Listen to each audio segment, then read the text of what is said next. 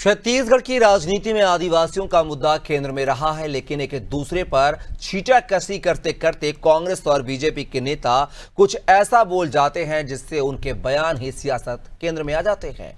दरअसल बीजेपी नेता केदार कश्यप ने दिल्ली में राहुल गांधी के साथ छत्तीसगढ़ कांग्रेस के आदिवासी नेताओं की बैठक पर टिप्पणी की थी कि आदिवासी क्षेत्रों में कांग्रेस की जमीन खिसक गई है क्योंकि उन्होंने आदिवासियों के साथ अन्याय किया है। वहीं इस पर जवाब देते हुए पीसीसी चीफ दीपक वैज बोलते बोलते क्या बोल गए, आप खुद ही देख लीजिए।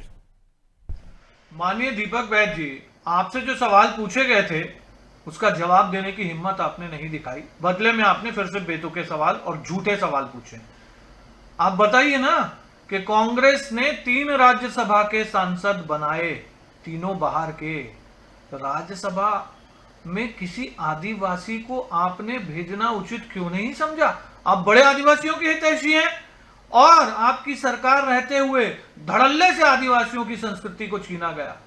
40,000 बच्चों की मौत इलाज के अभाव में आपकी सरकार में हुई, उसमें अधिकांश आदिवासी परिवारों के थे। आदिवासी छात्रावासों में बच्चियां पढ़ती थी, उनके साथ बलात्कार हुआ। जब वो गर्भवती होती थी तब सरकार को पता चलता था कि उनके साथ क्या हो रहा है। आपके शासनकाल में तेंदुपत्ता का पैसा आदिवासियों को नहीं दिया गया। सर पर टोकरी उठाए हुए माताएं बहनें पैदल चलकर जाने कहां कहां अपना तेंदुपत्ता बेचने जाती थी। तो आप अगर वाकई हिम्मत दिखाना चाहते हैं तो पहले इन सवालों के जवाब दीजिए, बेतुके सवाल करना बंद कीजिए। हाँ, अगर आप कह रहे हैं कि आदिवासियों का विकास हुआ है तो आपसे मैं करबद्ध निवेदन करता हूं, हसदेव चले, तमनार चले, बैलाडीरा चलते हैं। अपना ही, आपका और मेरा ही बस्तर है। वहां के आदिवासियों से पूछ लेते हैं कि आपने उनके आयरन ओर की खदानें क्यों बेच दी। बीजापुर कोरंडम की खदानें क्यों बेच दी, वो भी आपका और मेरा ही क्षेत्र है। वहां चले, वहां जाके ये तो पता लगा ले कि इन क्षेत्रों में आदिवासियों का कितना विकास हुआ है या विनाश हुआ है। एक बार पूछ तो ले।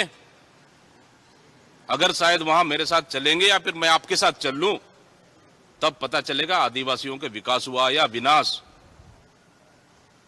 अगर वहां चलेंगे ना, मैं समझता हूं कि आपकी पैंट गीली हो जाएगी। आदिवासियों से चर्चा करेंगे